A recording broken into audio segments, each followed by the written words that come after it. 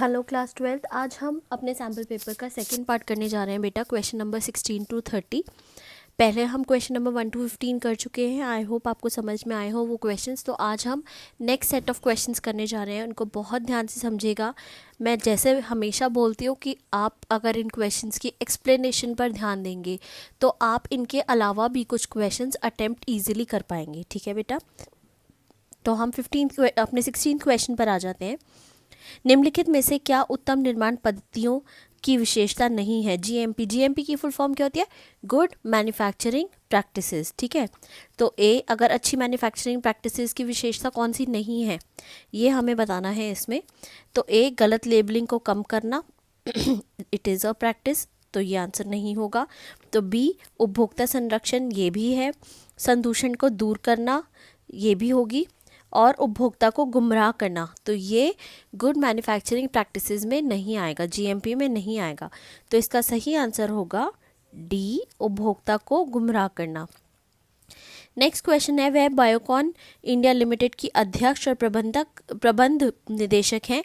उन्होंने कार्लसन और United beverage में एक प्रशिक्षु ब्रूवर के रूप में अपना करियर शुरू किया। 2005 में उन्हें पद्म भूषण से सम्मानित किया गया था। व्यक्तित्व को पहचाने, ये मैंने आपको इस चैप्टर में भी कराया था बेटा। इसका सही आंसर होगा सुश्री किरण मजूमदार शॉ। ठीक है, तो इसका सही आंसर होगा ए, किरण मजूमदार शॉ। इनके बारे में मैंने आपको पहले भी बताया था कि एक बहुत सक्सेसफुल एंटरप्रेन्योर है। बिलियंस में, मतलब बहुत बड़ी इनकी वर्थ है, बिलियंस में वर्थ है इनकी। ठीक है, बिलियनियर एंड एंटरप्रेन्योर्स में आती हैं ये, और बायोकॉन लिमिटेड की अध्यक्ष हैं। 18th क्वेश्चन पर आते हैं। आपकी बहन ने नैदानिक पोषण और डायटेटिक्स में डिप्लोमा पूरा कर लिया है। निम्नलिखित विकल्पों में चुने जो उसके लिए अपना करियर शुरू करने के लिए उपलब्ध है। ठीक है, नैदानिक पोषण और डायटेटिक्स में अगर उसने डिप्लोमा किया है तो वो क्या बन सकती हैं? स्कूल काउंसलर नहीं, अनुसंधान विकास और न्यूट्रास्यूटिकल्स। ठीक है, तो ये सही आंसर होगा। न्यूट्रास्यूटिकल्स में जा सकती है, अनुसंधान और विकास में जा सकती हैं। ठीक है, ईसीसीई तो तब उस पर जा सकती है जब उन्होंने ह्यूमन डेवलपमेंट, मानव विकास वाला क्षेत्र पढ़ा हो। ठीक है, नेक्स्ट क्वेश्चन पर आ जाते हैं। निम्नलिखित में से क्या भोजन में रासायनिक प्रतिक्रियाओं को तेज करने के लिए जैविक उत्प्रेरक के रूप में कार्य करता है? तो आपको पता है किसी भी प्रोसेस को फास्ट करने के लिए, केमिकल रिएक्शन को फास्ट करने के लिए क्या चीज़ होती है जिसको फास्ट कर देती है? इसका सही आंसर है एंजाइम। ठीक है, एंजाइम्स हमारे होते हैं जो किसी प्रोसेस को फास्ट कर देते हैं। उस एजेंसी का नाम बताइए जिसने बच्चों के कल्याण और अधिकारियों की रक्षा के लिए गोद लेने के लिए दिशा निर्देश निर्धारित किए हैं। आपको मैंने बताया था ऐसी एजेंसी कौन सी है? कारा, CARA, कारा। ठीक है, तो सारे अडॉप्शन वगैरह वही देखती है हमारी कंट्री में। निम्नलिखित में से क्या आहार चिकित्सा का उद्देश्य नहीं है? आहार चिकित्सा का उद्देश्य नहीं है, क्या है वो? मौजूदा आहार में संशोधन करना, ये ज़रूरी है, उसको आना चाहिए आहार चिकित्सक को। पारंपरिक व्यंजनों का ज्ञान होना, ये इतना इम्पॉर्टेंट नहीं है। ठीक है, जटिलताओं की रोकथाम करना, ये इम्पॉर्टेंट है। पोषण की कमी का सुधार करना, ये भी इम्पॉर्टेंट है। नेक्स्ट क्वेश्चन है, किस उम्र में बच्चा अजनबी और परिचित लोगों में अंतर करने लगता है?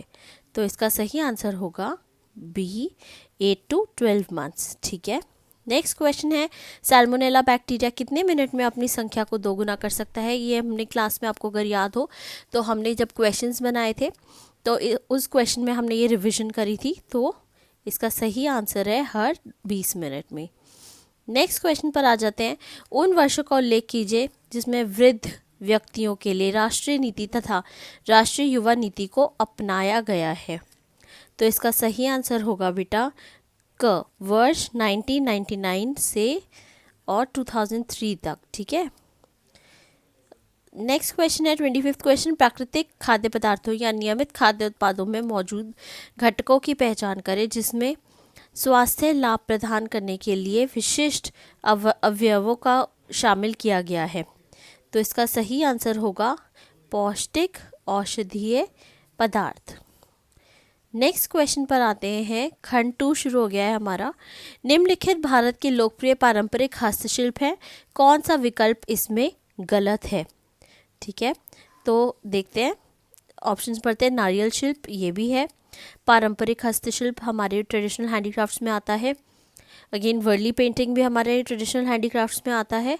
शोला शिल्प जो है वो हमारे ट्रेडिशनल हैंडीक्राफ्ट में नहीं आता। ठीक है, बांस शिल्प भी आता है असम का, आपको पता ही है।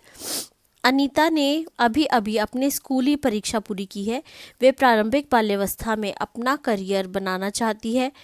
उसे निम्नलिखित में से उपयुक्त पाठ्यक्रम सुझाइए जो उसके सपने को पूरा करने में मदद करेगा। ठीक है, उसने अभी अभी अपनी शिक्षा पूरी करी है और प्रारंभिक बाल्यावस्था में अपना करियर बनाना चाहती है, अर्ली चाइल्डहुड में बनाना चाहती है। ओके, तो उसको एक पाठ्यक्रम हमें सुझाना है। तो इसका सही आंसर होगा ECE में डिप्लोमा। डाइटेटिक्स में डिप्लोमा तो न्यूट्रिशनिस्ट बन जाएगी, है ना। ECE में PG diploma, post graduate diploma भी कर सकती है, लेकिन पहले उसको बेसिक, उसने शिक्षा अगर पूरी करी है तो वो उसको पहले डिप्लोमा करना पड़ेगा। पहले डिप्लोमा करेगी, उसके बाद ही वो PG diploma, post graduate diploma कर सकती है। मानव संसाधन में डिप्लोमा नहीं, क्योंकि ह्यूमन रिसोर्सेज में डिप्लोमा करके भी वो नहीं कर सकती प्रारंभिक बाल्यावस्था में। 28 क्वेश्चन है। श्री रमेश को रेलवे स्टेशन के पास एक 4 साल का बच्चा मिला और उसे स्थानीय पुलिस को सौंप दिया गया। पुलिस के फिलहाल उपयुक्त विकल्प सुझाइए जिससे कि बच्चे को वहाँ भेजा जाए। ठीक है, तो इसका सही आंसर होगा बेटा संप्रेषण गृह। ठीक है, सबसे पहले उसको संप्रेषण गृह में भेजा जाएगा। 29 क्वेश्चन है, मिलान कीजिए। तो मिलान करते हैं हम, आइए चलिए। विनिर्मित खाद्य पदार्थ, कौन सा होगा निर्मित खाद्य पदार्थ? पापड़। ओके। व्युत्पन्न खाद्य पदार्थ, तो ये कौन सा होगा? गन्ने से चीनी। ओके, गन्ने से चीनी बना रहे हैं ना हम। नेक्स्ट, फॉर्मूलाबद्ध खाद्य पदार्थ, तो इसका सही आंसर होगा डबल रोटी। ठीक है, उसके बाद नेक्स्ट है संश्लेषित खाद्य पदार्थ। संश्लेषित खाद्य पदार्थ में क्या आ जाएगा? लास्ट वाला ऑप्शन, थर्ड, खाद्य उपयोग में प्रयुक्त एंजाइम। तो चेक कर लेते हैं कि इसका सही आंसर कौन सा होगा। ए का 4, बी का 1, ओके, ए और ये 2 हैं, सी का हमारा क्या है 2। तो इसका सही आंसर होगा बेटा ए। 30th क्वेश्चन पर आ जाते हैं। हमारा लास्ट क्वेश्चन है। श्री अनिल 80 वर्ष के हैं जो वृद्धाश्रम में रह रहे हैं। पिछले सप्ताह उनकी हृदय की शल्य चिकित्सा हुई और उन्हें निरंतर नर्सिंग देखभाल की आवश्यकता है। उनके लिए कौन सा कार्यक्रम उपयुक्त है? तो इसका सही आंसर होगा बेटा राहत घर। ठीक है, आई होप आपको ये आंसर्स अच्छे से समझ में आए होंगे, इनके एक्सप्लेनेशन अच्छे से समझ में आई होंगी। अगर आपने ये वीडियो देख लिया है और आपको आंसर समझ में आ गए हैं तो प्लीज़ नीचे अपना नाम, क्लास सेक्शन और रोल नंबर लिखना ना भूलें। Thank you.